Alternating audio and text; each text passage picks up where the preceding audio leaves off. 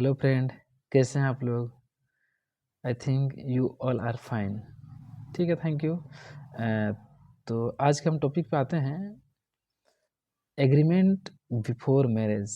आज का मेरा टॉपिक रहेगा एग्रीमेंट बिफोर मैरिज। देखिए, अकॉर्डिंग टू जब जैसे अब हमारा सोसाइटी चल रहा है, जिस तरह से अभी हम नाउ डेज हम देख रहे हैं, वर्ल्ड चेंजेस हो रहा है। तो पहले ये सब एग्रीमेंट का रिक्वायरमेंट तो नहीं पड़ता था, लेकिन जिस तरह से हम डे टू डे लाइफ में हम देख रहे हैं केसेस, तो उस बेसिस पे हम मान सकते हैं कि हमें आज ये कदम उठाना बहुत ज़रूरी है। क्या कदम उठाना ज़रूरी है? Agreement before marriage.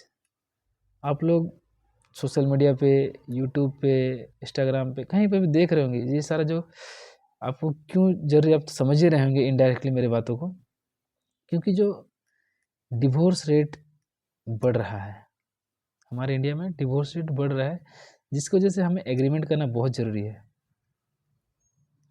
और आपको तो पता है, क्योंकि ये divorce rate day by day बढ़ ही रहा है, और इसमें हमेशा सफरिंग कौन करता है? मेल जो होते हैं वही ज़्यादा सफरिंग करते हैं, क्योंकि अभी एक ट्रेंड चला हुआ है, डिवोर्स जो लड़कियां डिवोर्स देके जस्ट एलिमनी और बस पैसा वैसा उनसे, अपने हस्बैंड से लेने के चक्कर में, ये सब बहुत सारे लोग खेल भी खेल रहे हैं। तो मेरा मानना है कि आप जब भी शादी करें तो आप एक एग्रीमेंट बना लें। ठीक है, हम एग्रीमेंट के बारे में भी थोड़ा सा कुछ बात करेंगे कि हमें उस एग्रीमेंट में क्या क्या चीज़ को नोटिस करना चाहिए। ठीक है, देखिए, हम तो बोलेंगे कि आप लोग सोच रहे हो कि पता नहीं क्या बोल रहे हैं एग्रीमेंट पे, एग्रीमेंट बिफोर मैरिज। देखिए, जब आपके साथ हो नहीं हुआ है तब तक तो बहुत बढ़िया, ठीक है, अच्छी बात है, हम भी चाहते हैं कि आपके साथ नहीं हो। लेकिन हम भी इसी दुनिया में रह रहे हैं, इसी भारत देश में रह रहे हैं, और हम खुद देख रहे हैं क्या स्थिति चल रहा है इस समय, डिवोर्स रेट किस रेट से बढ़ रहा है और क्यों बढ़ रहा है। ये तो मैंने अपने दूसरी वीडियो में बता चुका हूँ। अगर आपको देखना है तो उसमें मेरे ये वीडियो को फॉलो कीजिए, तो वहाँ मिल जाएगा आपको, डिस्क्रिप्शन में जाकर आपको सारा मेरा वीडियो मिल जाएगा। ठीक है, देखिए, क्योंकि आप मत सोचिए कि मेरे साथ नहीं होगा या हम ऐसे नहीं, हम किसी साथ भी हो सकता है। तो बोलते हैं ना, prevention is better than cure. तो आप प्रिवेंट होके चलिए। आप एग्जांपल ले लीजिए ना, क्रिकेटर, बॉलीवुड्स, इंजीनियरिंग, जितने बड़े बड़े इंजीनियरिंग है, बिजनेसमैन, गवर्नमेंट ऑफिसर, जितने भी हैं अच्छे अच्छे पोस्ट में हैं, कोई भी नहीं बचा है। सब फील्ड में किसी न किसी साथ ये सब डिवोर्स, उनके वाइफ लोग उनको प्रताड़ित करते हैं और उनसे डिवोर्स लेते हैं, और एलिमनी के रूप में बहुत ज़्यादा चार्ज करके मनी लेना चाहते हैं। तो ये तो फिर लड़कों लोग के लिए दुर्दशा है ना भाई, है कि नहीं? अदरवाइज उस वक्त क्या होगा, लड़का परेशान होकर क्या करेगा? सुसाइड करेगा। और क्योंकि जिस तरह से हमारा जो कॉन्स्टिट्यूशन, जो रूल एंड रेगुलेशन, हमारे जो कानून हैं, उनको तो पता है कि ये बेसिकली वो लड़की के फेवर में ही सारी चीज़ को बनाया गया है।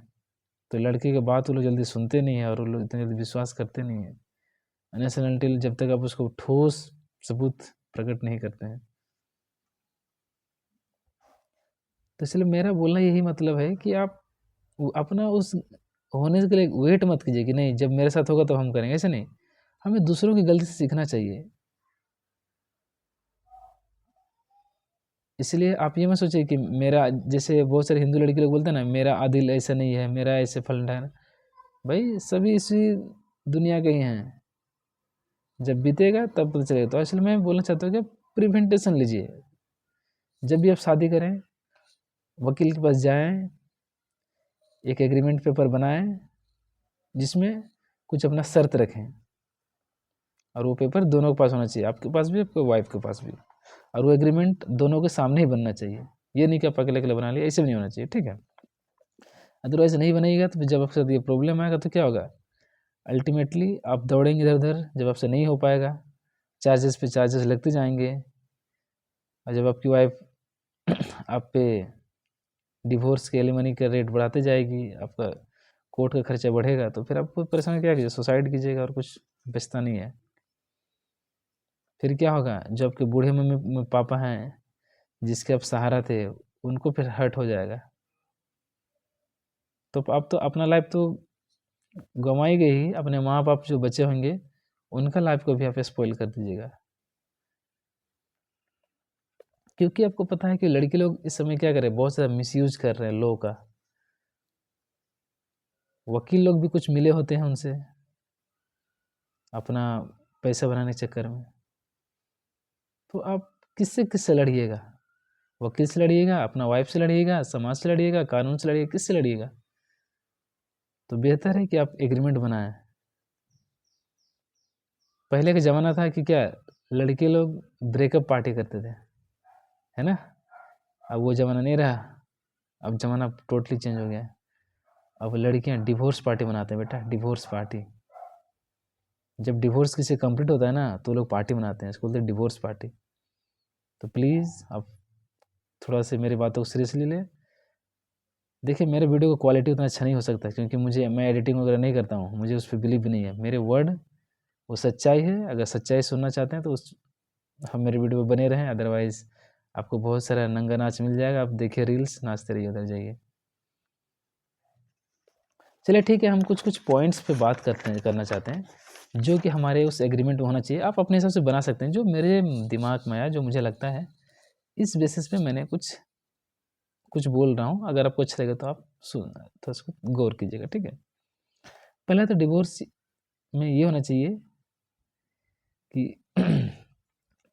अगर डिवोर्स का नौबत आता भी है, अगर आप लोग का बॉन्डिंग नहीं बनता अच्छा से, अगर बॉन्डिंग नहीं बनता है, कुछ चीज़ों का अनबन होकर नहीं बनता है, अगर डिवोर्स होना भी पड़े, तो अगर डिवोर्स का फाइल आपको वाइफ पहले करती है, डिवोर्स फाइल अगर वो करती है, तो उसमें लिखिए कि you will not give any alimony to your wife.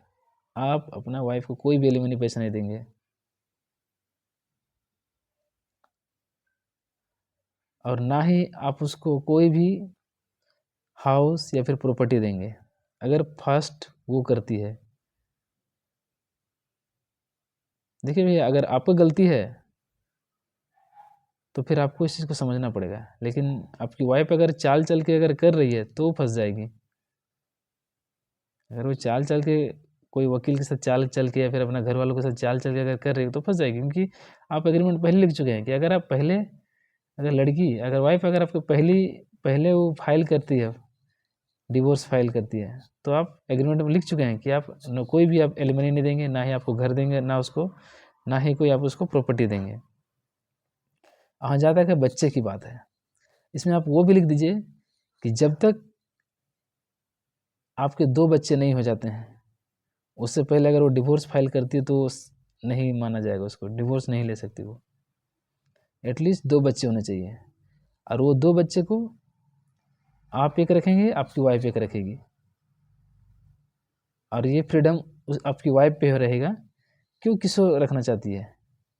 लड़का लड़की हो सकता है, फिर लड़की लड़की, जो भी हो सकता है। तो उसमें से आपको भी तो हक बनता है एक लड़का या लड़की को रखने का, दोनों थोड़ी वो ले जाएगी, है कि नहीं? क्योंकि आपका भी उसमें इन्वॉल्वमेंट, तभी ना वो बच्चा जी पैदा हुआ है।